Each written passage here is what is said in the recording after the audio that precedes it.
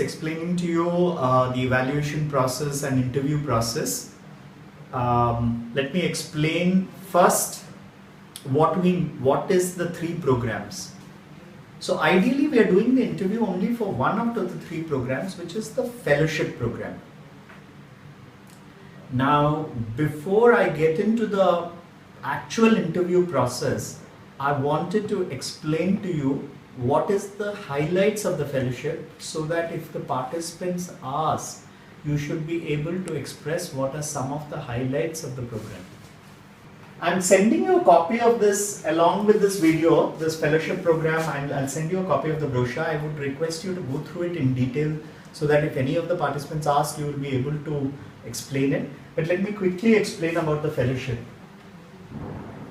See, the fellowship is meant for HR leaders. So when I say HR leaders, people with a minimum of 10 months of experience. Minimum of 10 years of experience. The program itself is for 10 months. Typically the program consists of 2-3 things. So let me run you through the program.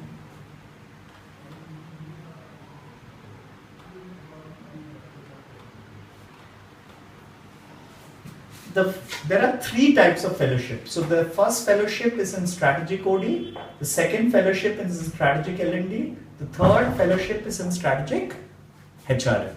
So when we have these 3 programs, one of the insights I would like you to have when you're doing the interview is, if somebody's profile, even though he has applied for a fellowship in strategic HRM, but you feel he might be more suited to a fellowship in strategic L&D, you can suggest to him the option of doing the fellowship in strategic L&D, or suggest to him the option of doing the fellowship in strategic OD. Now let me get into each of the program highlights. The highlights of the program is, and as you can see here, you can get 4 practical HR certifications. That's one part of the key highlights. You have an immersive networking experience. So what is this immersive networking experience? This is like when we all go to SP Jain or we all go to IIM, the participants there will have the opportunity to network with each other. We create certain exercises which maximize the interactivity amongst them, plus they get the feeling of the campus. So at the end of this process, we invariably find the bonding amongst the participants is extremely good. So this is the second highlight. I just wanted to show you some of the pictures of that so that you get a sense of what happens there. The pictures of this are, for example, you can see here games. So you can see here some of the games that happened in the fellowship program. You can see here a typical experience of after class, that they are given some casework and they are asked to interact and do the case work. Let me just open that for you. It's taking a little time.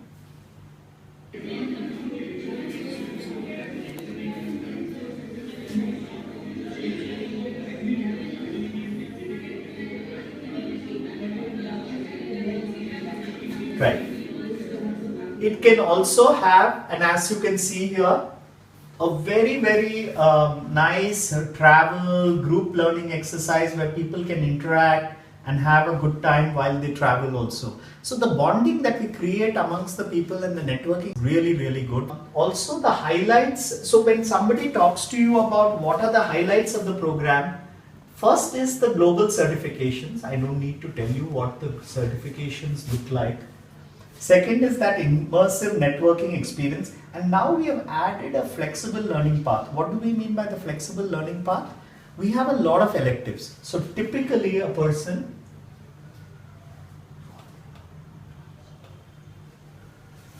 when he's doing the fellowship gets compulsory subjects and then he has some electives. So he can select some of the compulsory, he has to do the compulsories and he can select some of the electives. Even the compulsory, he can do it at IIM or SPJ.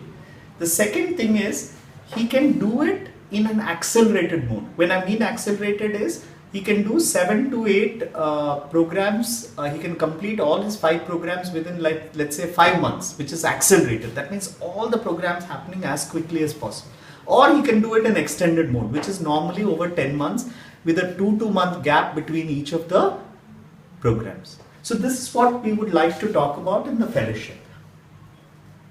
The last part of what I want to talk about in the fellowship is, the last part of what I'm talking about is that in this fellowship, the people will have, obviously, this project guidance. This I know all of you are familiar with. That means after the program, they'll be able to do projects, and they have a wide range of electives. Now we are giving them the opportunity to select any 3 out of 6 electives.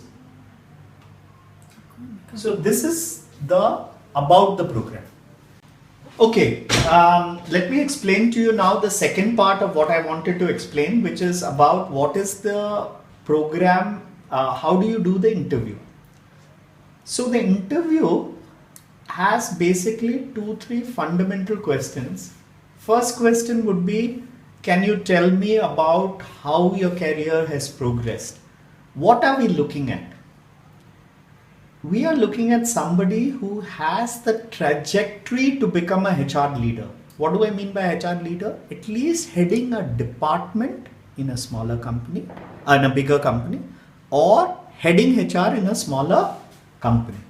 So that can only happen if the person has a trajectory. He started as an executive, he went up to a senior executive, went up to a manager, went up to a senior level, and now is poised to become the head of HR. If that is the case, we would give him a score of around 5. On the other hand, if we feel that the guy has stagnated, okay, he's done well in his career, but has stagnated at a middle range, then we would give him 2 to 3. That means he's been at like an assistant manager level or a junior manager level after 10-12 years of career. Then we see that that guy has not progressed beyond that. There might be a few people whom we are very clear cannot be, like sometimes, there could be a person who has just been a secretary and suddenly wants to get into HR but still wants to do the program. So despite the fact that the person is having 8-9 years of experience, we will give the person a score of 1. Let me go to the second point. Has held leadership positions in school and college. This is fairly obvious.